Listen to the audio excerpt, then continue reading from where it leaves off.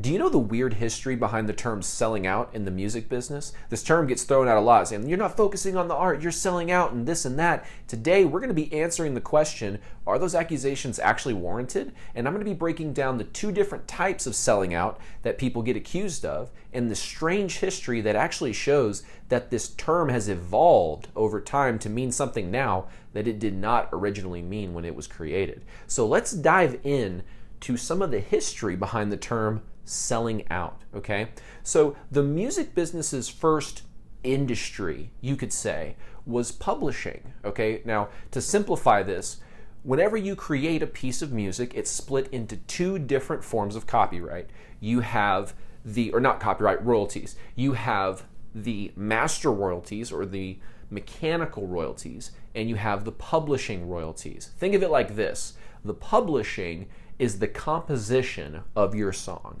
And the mechanical is the actual digitized or vinyl version of that composition, okay? So the publishing was the first music business in the music industry. Why? Okay, well the reason why is because people would listen to these songs, right? And what they would do is they would listen on the radio. There's phonographs, I believe, back in the day was the listening device. And what happened is you would have people who are like, wow, I want to learn how this song is played. So the first thing that was sold to other orchestras and symphonies that are around the country were these sheet music products that were a derivative of publishing. So what does that mean? That means publishing those copyrights that you own, that royalties of that you have control over, you can give out sheet music for your music, and that falls under the publishing domain. And so that was the first music business where people were buying and selling sheet music. Well, you could probably guess what the next industry that came out of this is. Well, I have sheet music. If I don't have instruments, the sheet music becomes a little bit worthless, doesn't it? So what happens? All of a sudden now there's an industry of manufacturing instruments. So you have this little evolution where it went from, okay, the first business we have is selling the sheet music. But now people really want to be able to play this at their home. So there's mass production, the Industrial Revolution, right? There's mass production of instruments that can now be created and sold. And so now there's a secondary part of the music business, buying and selling instruments. It's because you want people to be able to play the sheet music. So now you have people engaging in this kind of ecosystem, right? This little industry where music is fueling the selling of sheet music and instruments, right? And as well as record sales. But that comes on a little bit later in the story. So what happens next? Well, now concert halls are being built because artists need a place to perform their music. Orchestras that just bought all these instruments and all the sheet music need a place to host their symphonies. So one of the third aspects of this music business was concert venues. So what you're seeing now through these three different little evolutions and iterations is music. Just by creating music, industries are born around the music, okay? The first being publishing, right? The next industry, we start moving on to instruments, and then we move on to concert halls and concert tickets, right? So everything's booming. But then we start moving to, the radio. We start moving to, and when I say the radio, not that the music is on the radio. Let me be specific. What I mean is selling products through the radio and using the music as a way to sell those products. will.i.am has a great analogy that he uses where he talks about back in the day, what happens or even if you just turn on the radio right now, if you go to the oldies channel, right? What are the type of advertisers that you're going to hear on those particular stations? You're probably going to hear Life Alert, depends maybe, right? There's going to be products that are tailored towards older folks, right? And the music is there as marketing to get people to listen to the radio station so that advertisers can put their ads now in front of radio listeners. So music was being used to sell other things, but here's the rub. The musician didn't have as much control over that aspect of it because there was a lot of control over artists by labels, managers, things of this nature. There was a lot of bureaucracy and industry to make decisions around the artist, right? And so things were just a little different back in the day, you could say. And there's this evolution that happens where you can see people are used to music being sold in a particular domain. But what happens when artists start to break out of that? What happens when they start to actually grow? Well, you actually sell more things. You can use your music to sell for Coca-Cola. You can use your music to sell your own, let's say, headphones. Like if you're Dr. Dre, you can sell your beats. Artists started figuring out, I can sell my own stuff. A real revolutionary, and this was Prince. Prince was figuring out very, very early on that the music industry can be sustainable from an independent perspective, but he had the advantage of getting that boost from the industry in the beginnings of his career. So he was sort of a hybrid figure who was came up in the industry but sort of figured it out halfway through and then understand how it should have worked. So there's a lot to learn from Prince. There's a lot to learn about what not to do with Prince too, but just ask his sound guys. But outside of that, I shouldn't even be talking about that. Sorry. All respect to Prince fans out there. I love Prince too, but we gotta be real, right? So this is a brief little history. You may be Dax, like, we'll get to the point. What does it have to do with selling out? Well, here's what it has something to do with. As soon as artists started figuring out that they could use their music to sell other things outside of, oboes and violins and, instruments and sheet music, once they started figuring out they could sell other things with it, their contemporaries, their peers, started calling them sellouts. Why? Because, hey, you're selling out of the industry that you're supposed to be selling from. So what happens? There's this pushback from people that are calling people sellouts because they're figuring out more ways to sell their music. So this is a historical perspective where we can start to see that selling out doesn't have anything to do with what most people think it has to do with. So what are the two ways that people misconstrue this? The first way is the creative side of this. They say, well, you're selling out because you're changing your music now so that you can sell more because you figured out that you can use your music to sell other things. Now you're changing your music and your art form so that you can just make more money. That's very unartistic. That's not what a real artist would do, and all these kind of accusations come out there. But we have to look at it. We have to take a step back and look at two things, okay? First of all, one, was there a change in lifestyle? So for example, I'm a rock guy, so I'm going to use rock band examples. Linkin Park, you guys may have heard of Linkin Park. When they started out, they were very heavy, right? And as they got older, about 3 or 4 albums deep into their catalog, they started pulling back a little bit. They started making more pop, softer radio rock. It was rock, but it wasn't as extreme as it used to be. Well, what happened? Well, think about it. When you're on the come up in the music business, it's a grind and you have to work very hard. You're going through lots of trials and tribulations. It's mental health wise, it can be very, very, very difficult. And so you have a lot to write on. In fact, in some of their lyrics, they were talking about all this pain gave me something to write on and gave me something to set my sights on. These were things they were talking about even in their second album, is struggling with this idea of, now I've kind of got it made in the shade. What do you do now? How do I write when I don't have the pain to motivate me to write? And you could see that start to come out when they started changing their sound. So there was clearly just like a change in their life. And it's like, we're not that same person. So it'd be kind of weird for us to try to recreate that when we're not those same people anymore. So I understand why a band like Linkin Park would change and not throwing the expletive like, you're just a sellout. They just did that so they could sell more records. I'm like, I think they may have pissed off more people than not. But hey, they still have a huge fan base and some people still definitely loved it. But that's the thing, is they were at a different spot in their life. Another example, Shinedown.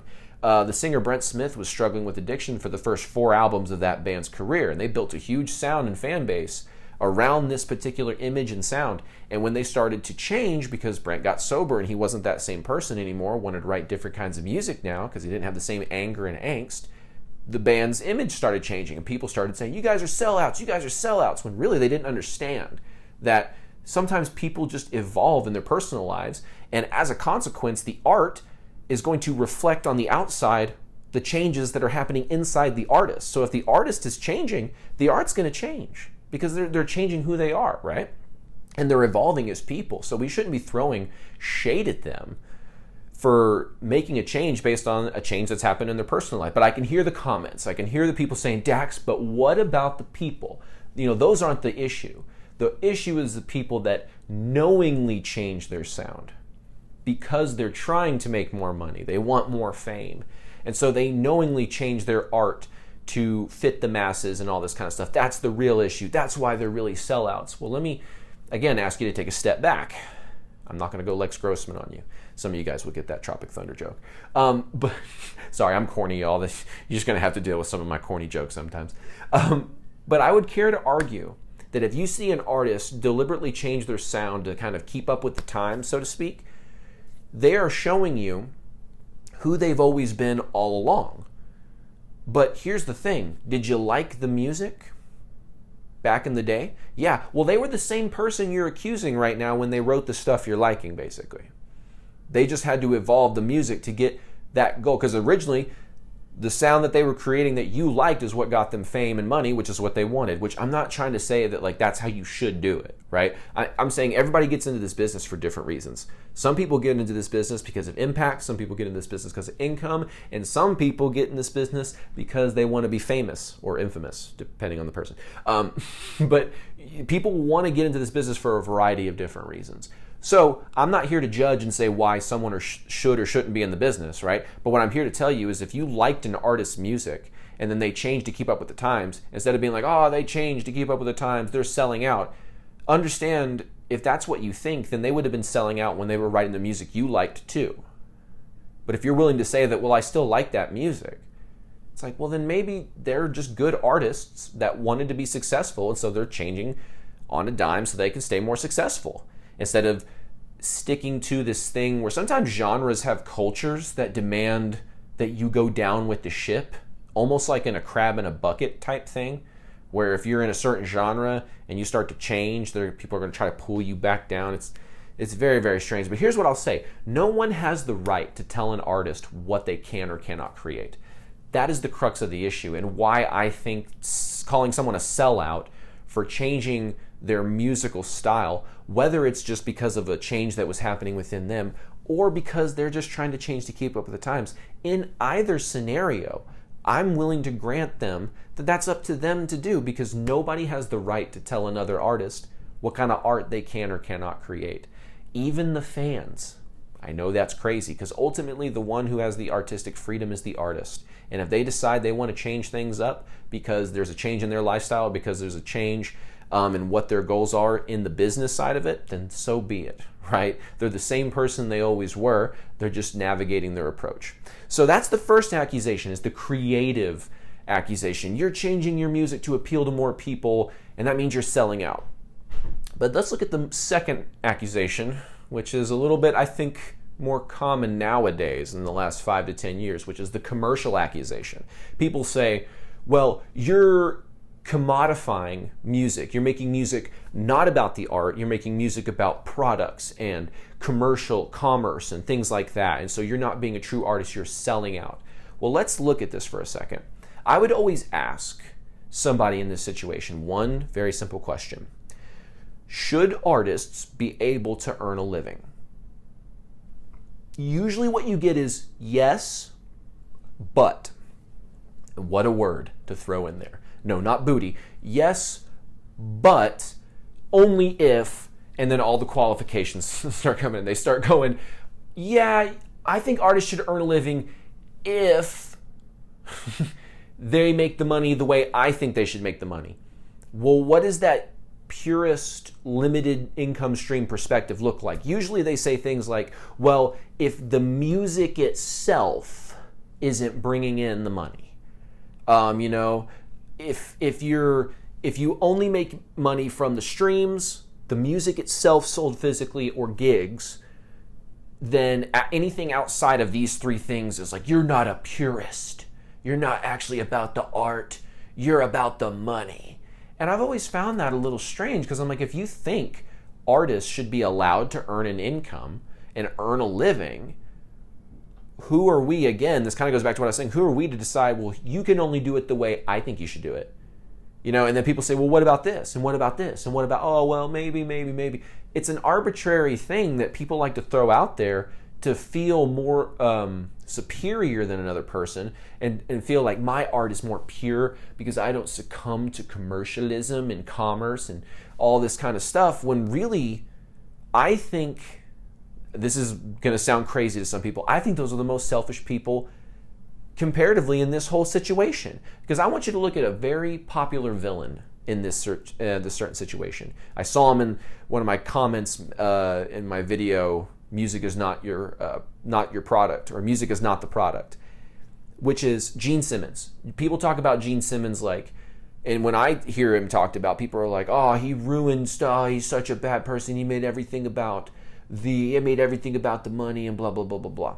So here's what I would say to you. I would say to you, that's because people don't take the time to actually understand what Gene Simmons did. What? I know what he did. He turned everything into a product about Kiss because he's an egotist. No, that's actually the opposite of what happened. Think about it like this. In the 70s, people were very ravenous about their love for bands and artists. People were very hardcore about it. Music was a lot more of a, it's still a very obviously powerful thing in our culture, but there was something about it where it was more of a focal point. It was more of a pillar of our culture. Like you're going to go to live shows more often, you're going to buy records and all that kind of thing. So during this time, Gene Simmons looks out and he figures out the game. He figures out, I can use my music to sell other things. So instead of just selling sheet music for Kiss, or doing gigs with Kiss and things like that, or selling the CDs or selling the records, what we can do is we have a bunch of kids who are going to school right now and they're getting their Iron Man lunchbox and their Barbie lunchbox and their whatever lunchbox. What if we created a Kiss lunchbox so that they could take that to school and show people like, yeah, I'm part of the Kiss army. It's like, yeah. And so what happened? A lot of kids had Kiss lunchboxes because that's something they were going to use anyway. Might as well have Kiss on it while you're at it, right? And that sort of, you become the cool kid. You're the one kid with the Kiss, because they're one of the big bands. You have the Kiss lunchbox, right?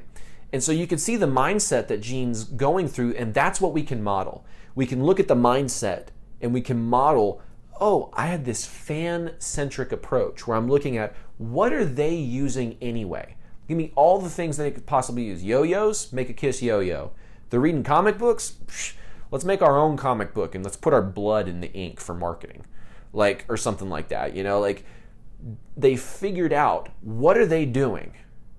What do they already enjoy that they can throw Kiss on? And that became an instant explosion of revenue for Kiss. And they were like one of the pioneers in showing that artists can take their brand and really expand it. Now here's the thing, guys. People like to say like, well, that's not about the music. I'm like, do you remember what Kiss's music was about? Kiss's music was about rock and roll all night and party every day. Detroit Rock City, By the way, this is like, if you ever want to do the worst rock horns, make it real nice and tight together. I'm like, ooh, it's like you're an 80-year-old woman. Hello. Anyway, sorry. So the idea is, Kiss has always been about big spectacle, have a good time, party, rock and roll, right?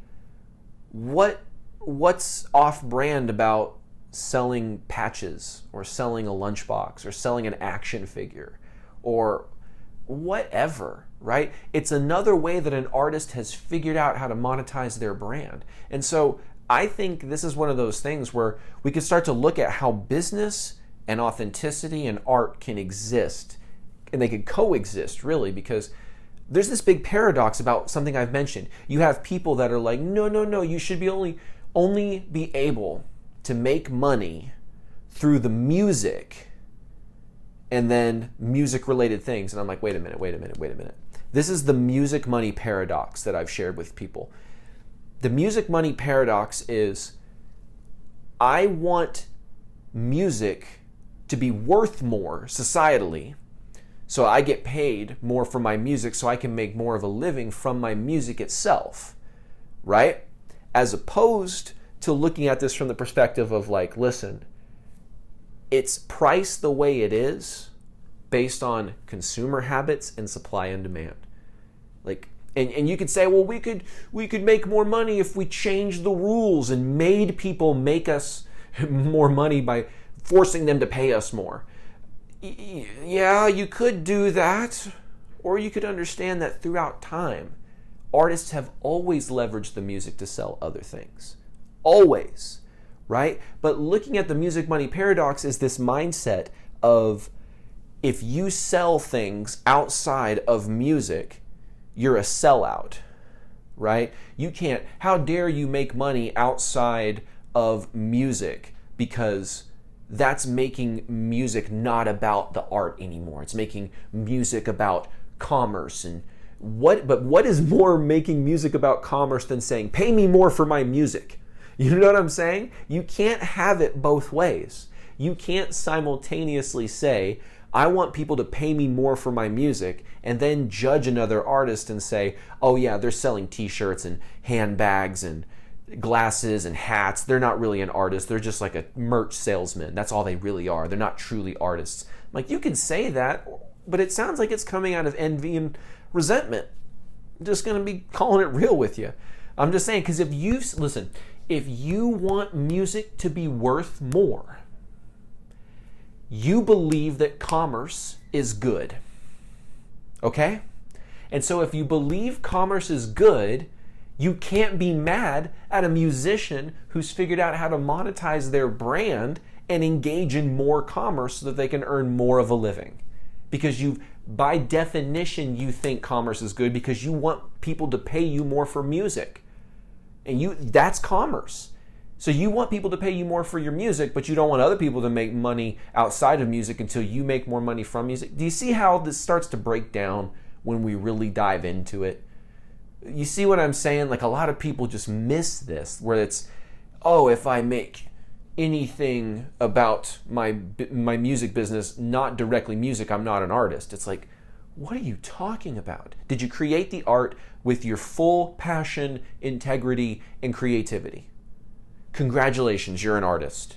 Everything after now does not affect in one iota your value as an artist or your status as an artist, whether this person is more of a pure artist and this person is more of a whatever. Like, that is unaffected, because if you want to get paid more for music, you believe commerce is good. So stop judging other people for being good at commerce. You see what I'm saying? So if it's okay for artists to make a living, there's nothing wrong with building a brand that you can monetize. So hopefully this video has shown you guys that really the term selling out is a term that is usually thrown out of envy and resentment, and as a way to throw rocks at people that have done two things: figured out how to get more people interested in their brand and monetize their brand more. When fundamentally, that's the core pillars of the music business, and it always has been. Marketing and sales together, just like that. And that's the thing. I hope you guys have taken away from this that it's like, if I want to change my sound up because I genuinely feel like I've changed on the inside and I want to change up the music I make, you should feel free to make that. You should not feel pressure from other people to like, oh, I have to make art a certain way or else they're going to call me a sellout. Or I can't offer, my services, I have to make it just about the music and selling the music. And if I sell anything outside of that, then I'm not really an artist. That's all bull. It's all bull. So what I recommend is that you guys embrace the idea that as a professional musician, once you're done creating the art with full integrity and authenticity, it's time to create a brand around it and look at the Gene Simmons method and say, what are my fans already doing that I can create a branded product for them? Like I use examples in the past, like if you're a country musician, having branded belt buckles or belts or boots or hats or koozies or bottle openers, these things are all going to be something that your average listener is probably going to be using. And so by creating this, now they can just have your version of it, right? And we're using the Gene Simmons method. Now other people are like, whoa, you don't just have like a dollar store, bottle opener or whatever it is. You got this cool branded one. What is that? Oh, it's from this band I really like. And it's like, oh, I want one of those too. You get this word of mouth marketing. So look at the different ways. And by the way, I want to reiterate and drive this home. None of what I just said affects your value as an artist. You can sell t-shirts, hoodies, hats, whatever you want to sell.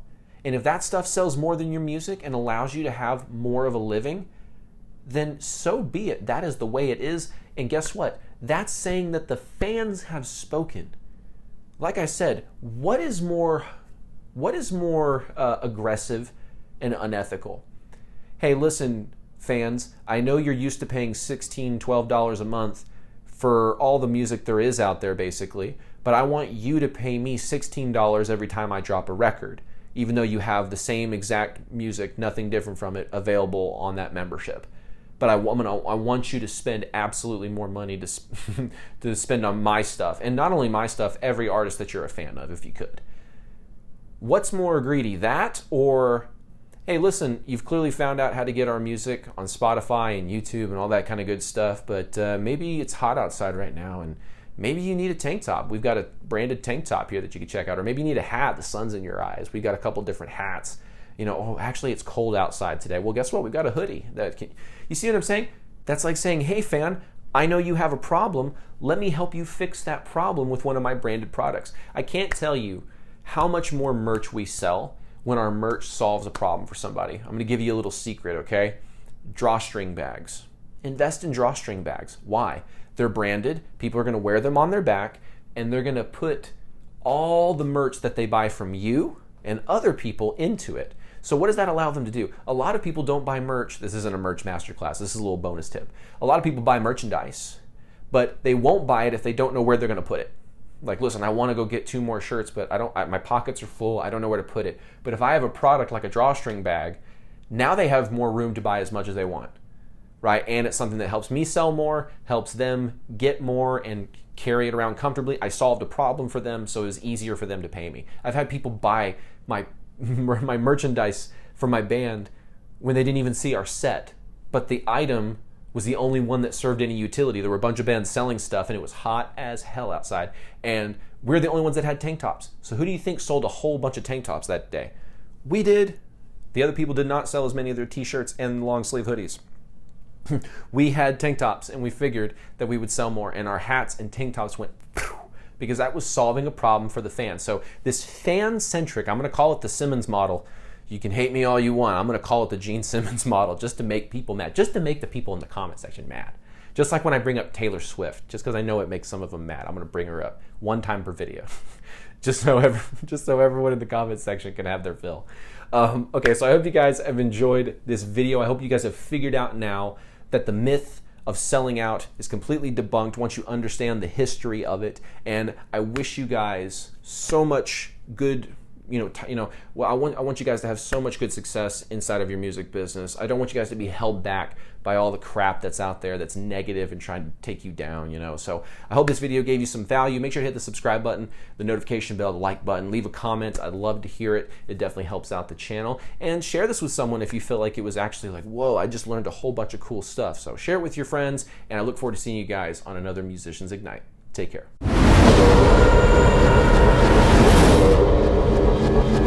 Thank you.